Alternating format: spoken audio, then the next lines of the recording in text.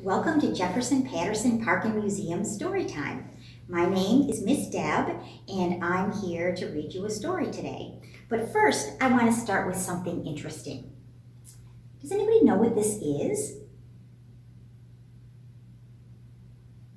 Yeah, it's a turtle shell. You know, turtles are fascinating reptiles. They are one of the few animals that carry their own home on their back. So the turtle lives right inside its own house, which it carries everywhere it needs to. And I've got another turtle shell here. It's actually an old turtle shell, so you can see how the inside of a turtle shell looks. So this is where the turtle body used to be when the turtle was in its home.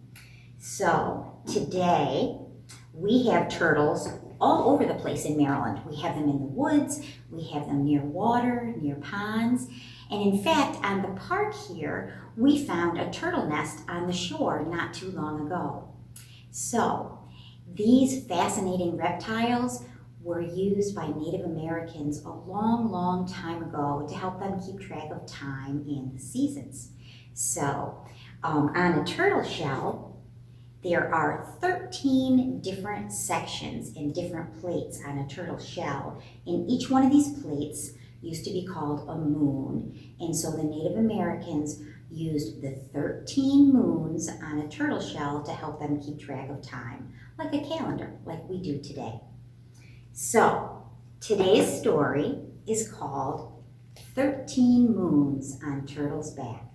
And this story is by Joseph Bruchac and Jonathan London, and it's illustrated by Thomas Locker. So let's get started. 13 Moons on Turtle's Back, a Native American Year of Moons by Joseph Bruchac and Jonathan London, illustrated by Thomas Locker.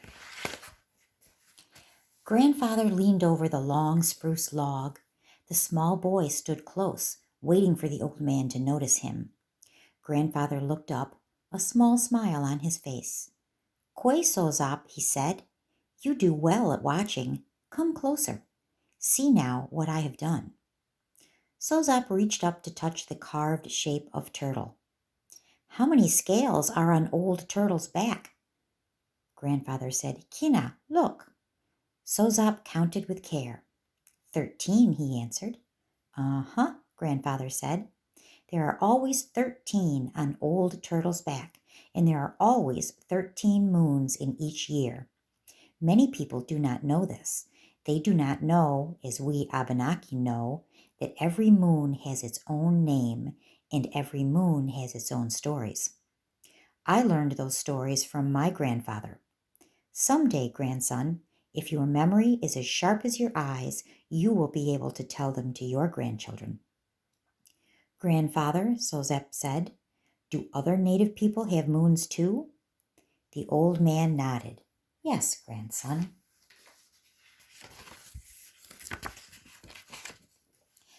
The first moon is Moon of Popping Trees. Outside the lodge, the night air is bitter cold. Now the frost giant walks with his club in his hand. When he strikes the trunks of the cottonwood trees, we hear them crack beneath the blow. The people hide inside when they hear that sound.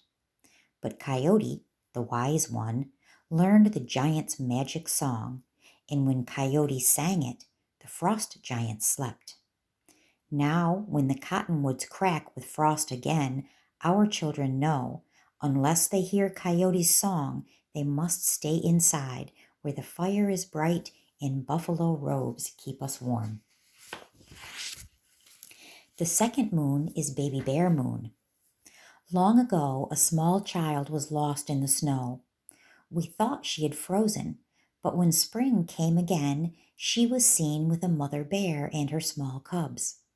She had slept all through the winter with them, and from then on, the bears were her family and her friends. When we walk by on our snowshoes, we will not bother a bear or her babies. Instead, we think of how those small bears are like our children, and we let them dream together. The third moon is Maple Sugar Moon.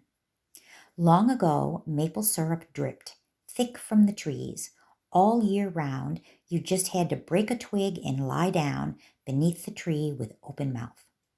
But the people got lazy, and when our creator, Gichimanatu, sent his helper, Manaboso, to visit, he found their village deserted and all the people asleep under maple trees. So he poured much water into all the maples so that now the people would have to wake up, make fires, and boil down the sap to make syrup. They would have to work hard, for that maple sap would flow just this one time of the year, the time we now call Maple Sugar Moon. The fourth moon is called Frog Moon. When the world was young, Wissakedjack, the trickster, met with all of the animals to decide how many moons would be winter. Moose answered, "There should be as many moons of winter as hairs on my body." Ameek, the beaver, said, "There should be as many winter moons as scales on my tail." Then Omakaki, the little frog, said, "There should only be as many moons of snow as toes on my foot." Wissakedjack decided that this was right. So it is that winter lasts only 5 moons, and when it ends, the small frogs sing their victory song in this moon with their name.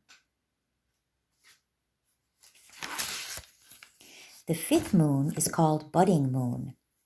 One year, Old Man Winter refused to leave our land, and so our people asked for help from our great friend Juskiha, known to some as the Sun. He knocked on the door of Winter's lodge, then entered and sat by Winter's cold fire. "Leave here or you will freeze," Winter said. But Juskiha breathed, and Winter grew smaller. Juskiha waved his hand, and a white owl flew down to carry Winter back to the deep snow of the north. The lodge melted away, and the trees turned green with new buds as the birds began to sing.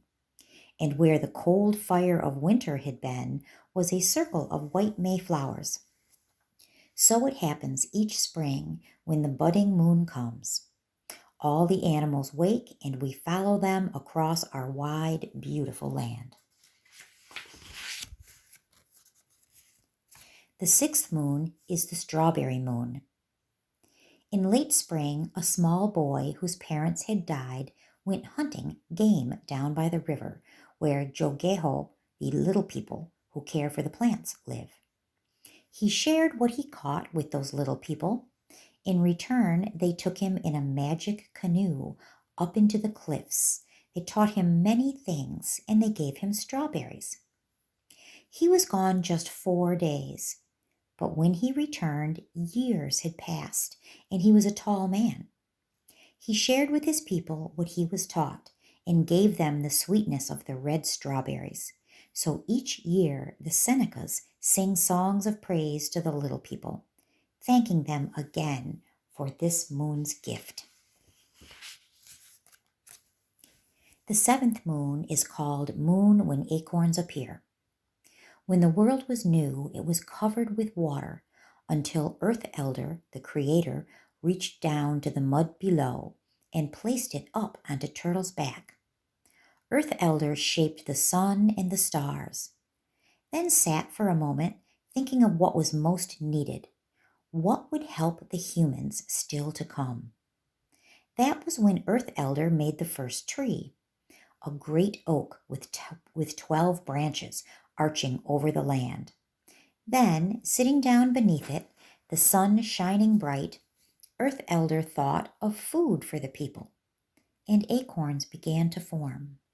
So it is, each year, when the sun shines brightest, these first acorns come, and our Pomo people gather this moon's coming harvest. The 8th moon is called Moon of Wild Rice. In the old days, they say, Bear came out of the ground and became a man, but he was lonely. He called to the sky, "Thunder Eagle, come down to earth and be my brother." Then the giant eagle, who made thunder and lightning by flapping his wings and flashing his eyes, flew down, and he too became human. Then the Creator, the good mystery, made the thunder people, the water bearers, gave them gifts of corn and fire. To the people of the bear, the good mystery gave another gift, wild rice. When the thunder people came to visit the bear village near the mouth of the Menominee River, they brought with them water and fire and corn. The bear people gave them wild rice in exchange. And so it came to be that those two families lived together and harvest this special food in the wild rice moon. The 9th moon is moose calling moon. In this season, when leaves begin to turn color, we go down to the lakes and with birch bark horns make that sound which echoes through the spruce trees, the call of a moose looking for a mate. Mwah, mwah. If we wait there, patient in our canoes, the moose will come. His great horns are flat, because long ago, before people came, Glooskap asked the moose what he would do when he saw human beings.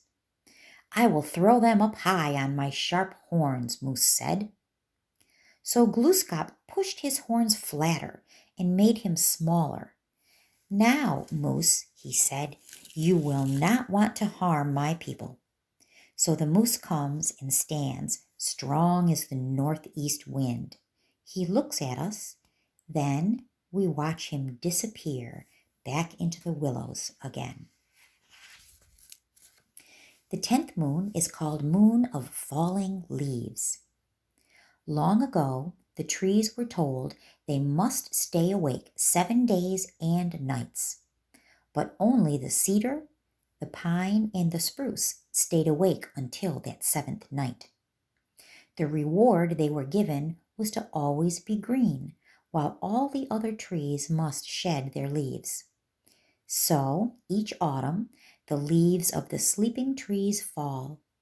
They cover the floor of our woodlands with colors as bright as the flowers that come with the spring. The leaves return the strength of one more year's growth to the earth. This journey the leaves are taking is part of that great circle which holds us all close to the earth.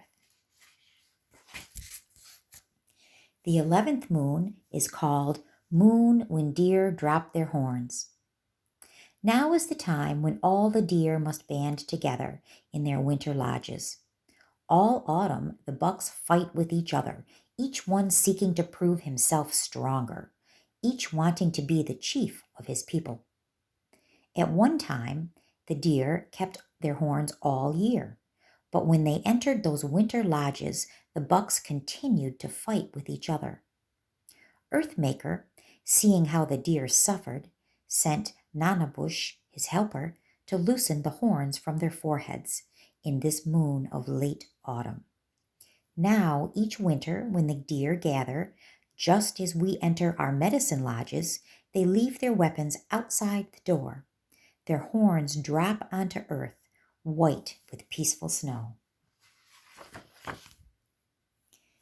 The 12th moon is called Moon When Wolves Run Together. Long ago, an old wolf came to that time when his life on earth could last no longer. My people, he said, you can follow my footsteps when the time comes for you to join me in the skyland. Then he left the earth, climbing higher and higher, and each place he stepped, the sky filled with stars. Skunkmanatu Tanka, we call the wolves, the powerful spirits who look like dogs. When they climb the hills to lift their heads and sing toward that road of stars, their songs grow stronger as they join their voices together. So in this moon, we climb the hills, lift our eyes toward the wolf trail, and remember that our lives and songs are stronger when we are together. The 13th moon is called Big Moon. The elders say our land was shaped by Ozihuzo, the changer, who formed himself out of dust, which fell from Creator's hands after making the world. He pushed against the earth to rise, and great mountains rose up on either side. Then the waters flowed into the place where he stood and made Lake Champlain, the lake we call Petunbagak, the waters between. When Ozihuzo's travels on this earth were done, he came back to rest by this lake once again, making the circle complete. So it is that our own people of the dawn place one final moon at the end of each cycle. We call it Kichikosos, Big Moon. Its name is the last in our circle of seasons, 13 moons on Old Turtle's back. The end. All right, so today we're going to make our own turtle calendar.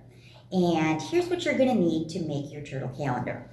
You're going to need the picture of the turtle, which is posted right alongside our story.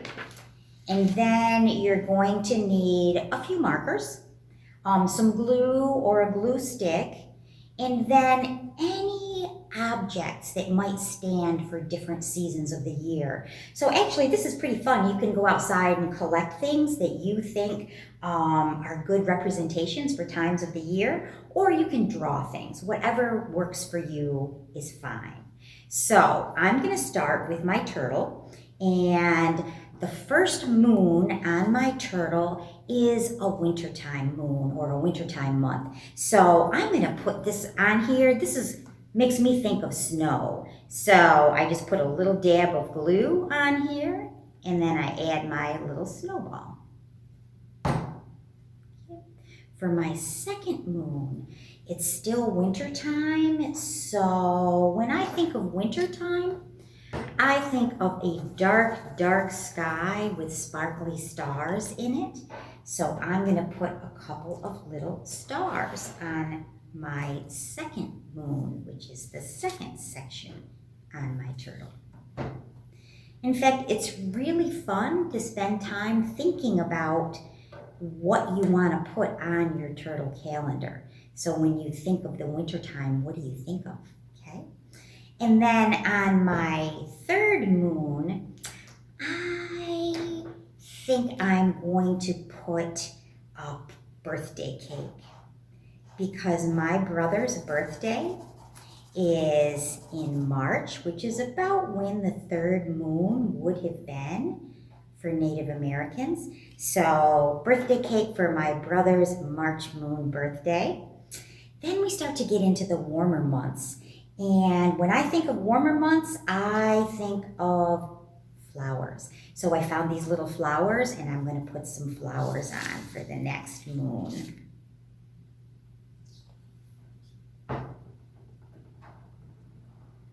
The nice thing about your own turtle calendar is you can pick things that are meaningful and fun for you. So everybody's calendar can be different.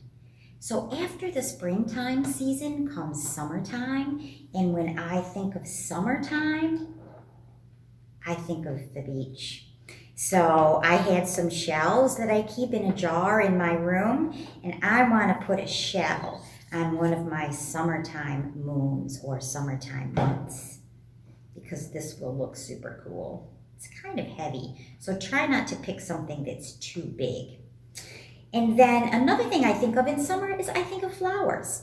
And I found this outside still blooming, so I'm going to add that for my next moon.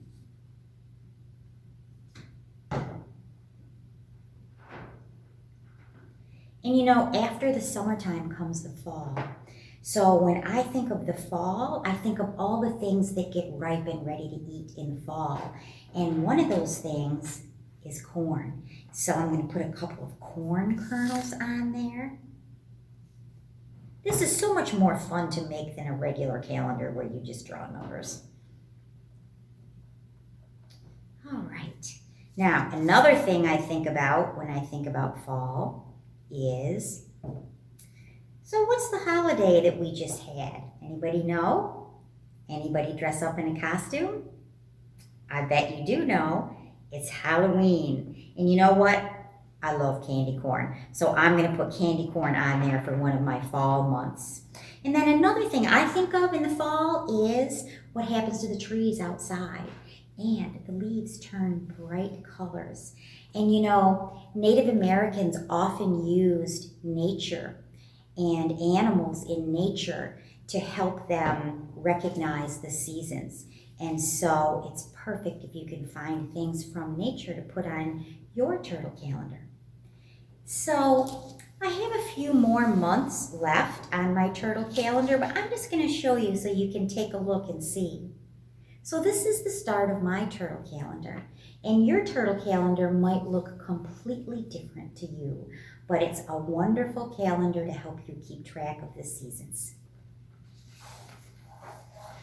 So I hope you learned something. I hope you're excited to get started on your own project, and good luck, and I will see you next time. Bye-bye.